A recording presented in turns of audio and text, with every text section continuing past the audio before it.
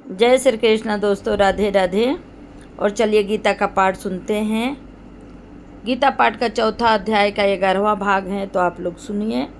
और इस प्रकार के पुरुष को न तो मृत्यु लोक में ही सुख प्राप्त होता है और न परलोक में ही सुख प्राप्त होता है।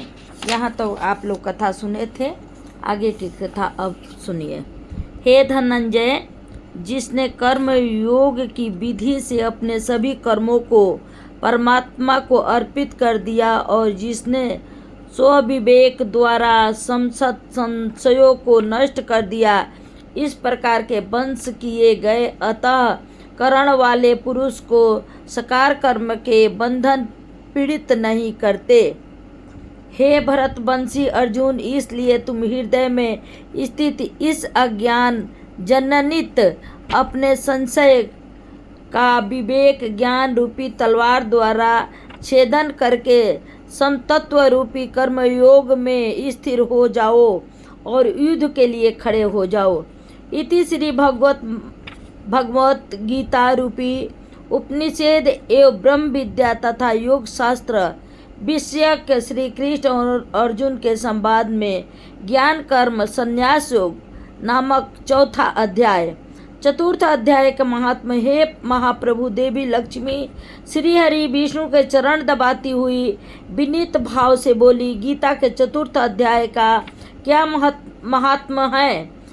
प्रिय महाप्रभु गंभीर वाणी में बोले, जो व्यक्ति गीता के चतुर्थ अध्याय का नित्य प्रतिदिन पाठ करता हो और वह किसी को स्पर्श कर दे तो उसकी मुक्ति हो जाती है। भगवान, क्या इस प्रकार संसार में किसी की मुक्ति हुई भी है? अवश्य देवी, इस संदर्भ में मैं तुम्हें एक कथा सुनाता हूँ। पूरा काल में गंगा नदी के तट पर स्थित कांचीपुरी नगरी में आश्रम बनाकर एक योगी निष्ठ मुनि निवास किया करते थे। वे नित्य प्रतिदिन गीता के चतुर्थ अध्याय का पाठ किया करते थे। उनके फल स्वरूप उनका चित्त बड़ा ही निर्मल और पावन हो गया था। एक बार की बात है कि ये योगनिष्ठ मुनि देव दर्शन के लिए भ्रमण पर निकले। पद यात्रा करते करते जब मुनि का क्लांत हो गया तो कुछ विश्राम के उद्देश्य से वे बेर की झाड़ियों के नीचे लेट गए। उनके ऊपर दो झाड़ियाँ की विशेष रूप से परछाई बनी हुई थी। एक झाड़ी की जड़ में उन्होंने अपना सिर टिका दिया और दूसरी झाड़ी की जड़ में अपने पैर। इस प्रकार वे काफ़ी देर तक विश्राम करते रहे।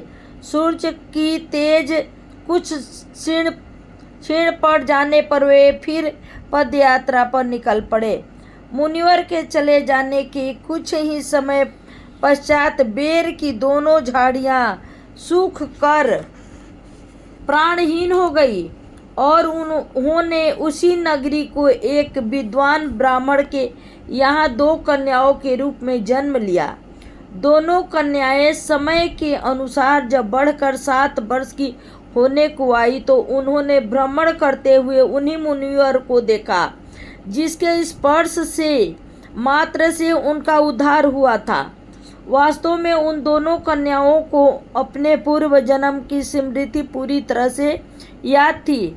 उन मुनिवर को देखते ही वह दोनों कन्याएं उनके चरणों में गिर पड़ी और मधुर वाणी में मुनिवर को प्रणाम करते हुए बोली, हे मुनिवर, हमारा उद्धार आपकी कृपा से फल स्वरूप ही हुआ है और आपके स्पर्श मात्र से ही हम बेर की योनि से मुक्ति मिली है हमें। मुनिवर ने आश्चर्य से उन कन्याओं को निहारते हुए कहा, हे कन्याओं, यह तुम क्या कह रही हो? मैंने किस प्रकार तुम्हारी मुक्ति कराई है? मुझे तो इस बारे में कुछ भी ज्ञान नहीं है। मुनिवर, आप एक योगनिष्ठ निर्मल चित्त वाले महापुरुष हैं। आपके स्पर्श से ही हमें मुक्ति मिली है। किंतु तुम्हारे पैर की झाड़ियाँ बनने का क्या रहस्य है? यदि संभव हो तो इसे स्पष्ट करो। मुनिवर, गोदावरी नदी के तट पर छिन्न पाप नामक एक उत्तम तीर्थ है। इस तीर्थ के दर्शन तथा यहाँ पर स्नान करके प्राणियों के पाप नष्ट हो जाते हैं। इसी तीर्थ पर सत्यपा नामक एक तपस्वी कठोर तपस्या में रत थे। तपस्वी कठोर तपस्या में रत थे। उनकी तपस्या को देखकर एक दिन देवराज इंद्र को बड़ी चिंता हुई कि कहीं ये तपस्वी उनका इंद्र पद ही न छीन ले।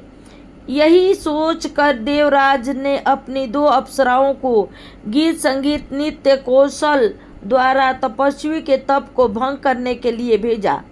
अप्सराओं ने गंभीर स्वर में मृदंग बजाते हुए तथा मधुर बेड़ुनाद करते हुए नृत्य तथा गायन आरंभ कर दिया। अप्सराओं के नृत्य और स्वर लहरियों से तपस्वी का तप भंग हो गया और उन्होंने क्रोध से अपने कमंडल से जल छोड़ते हुए उन अप्सराओं को श्राप देकर कहा, हे अप्सराओं, तुमने मेरी तपस्या में विघ्न डाला है। मैं तुम्हें श्राप देता हूँ कि तुम गंगा के तट पर बेर की कटीली झाड़ियाँ बन जाओ। तपस्वी के श्राप को सुनकर दोनों अप्सराएं बड़ी भयभीत हुई और वे उनसे विनय करने लगी। आर्द्र स्वर में विनती करते हुए एक अप्सरा बोली, मुनिवर, इस प्रकरण में हमारा कोई दोष नहीं है। हम तो देवराज इंद्र के आदेशानुसार यहाँ आई थी और उनकी आज्ञा के अनुसार ही अपना कार्य कर रही थी। कृपया हम निर्दोष अप्सराएं पर दया करके क्षमा प्रदान कीजिए। वास्तविकता का ज्ञान होने पर तपस्वी का प्रचंड क्रोध शांत हो गया। तब वे बोले, अप्सराओं, मैं अपना श्राप वापस तो नहीं ले सकता, किंतु हाँ, इस श्राप का प्रकोप कुछ धीमा अवश्य कर सकता हूँ।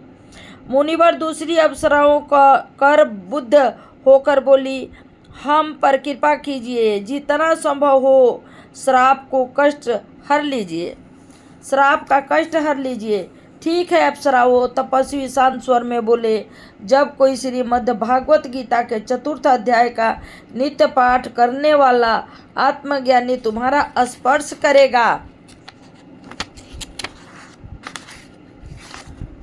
तुम्हें उस कटीली झाड़ियों की योनि से मुक्ति मिल जाएगी। मैं तुम्हें वर देता हूँ कि तुम्हारी स्मरण शक्ति भी यथास्थ बनी रहेगी। और इसके पश्चात एक अप्सरा बोली, महामुनि, आपके ही स्पर्श से हमें उस योनि से मुक्ति मिली थी। निश्चय ही आप मध्य भागवत गीता के 4th अध्याय का नित्य पाठ करते हैं। आज महामुनि को गीता के 4th अध्याय का पाठ का महात्मा ज्ञात हो गया था। इस प्रकार देवी श्री विष्णु लक्ष्मी जी को समझाते हुए बोले, जो भी व्यक्ति गीता के 4th अध्याय का नित्य प्रतिदिन पाठ करता है, उनके स्पर्श मात्र से ही पापी मनुष्यों का भी मोक्ष की प्राप्ति हो जाती है। जय विष्णु भगवान की जय। और 5वां अध्याय यहाँ से मैं शुरू कर रही हूँ, कर्म संन्यास योग्य। ये 5वां अध्याय है। संशयग्रस्त अर्जुन ने भगवान श्री कृष्ण से पूछा, हे कृष्ण, आप कभी कर्मों के संन्यास तथा कभी कर्मयोग का प्रशंसा करते हैं।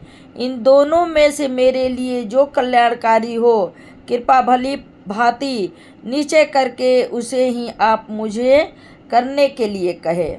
अर्जुन के इस संशय को समाप्त करते हुए भगवान श्री कृष्ण बोले कि हे अर्जुन, कर्म संन्यास तथा कर्म योग ये दोनों ही परम कल्याण करने वाले हैं, किंतु इन दोनों में कर्म योग साधन में सुगम होने के कारण कर्म संन्यास से श्रेष्ठ है।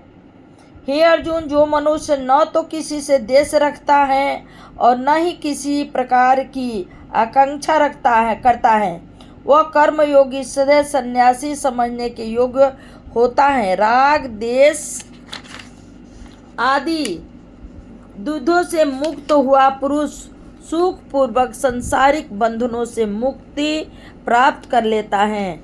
संन्यास और कर्म योग को अज्ञानी जन पृथक पृथक फल प्रदान करने वाले मानते हैं, जबकि ज्ञानी जन ऐसा नहीं मानते। ज्ञानी जनों का विचार है कि दोनों में से किसी एक में भी दोनों में से किसी एक ने भी सम्यक प्रकार से स्थित पुरुष दोनों के ही फल अर्थात परमात्मा को प्राप्त करता है। यहाँ तक मैं आपका चौथा अध्याय सुनिए, आगे दूसरे भाग में।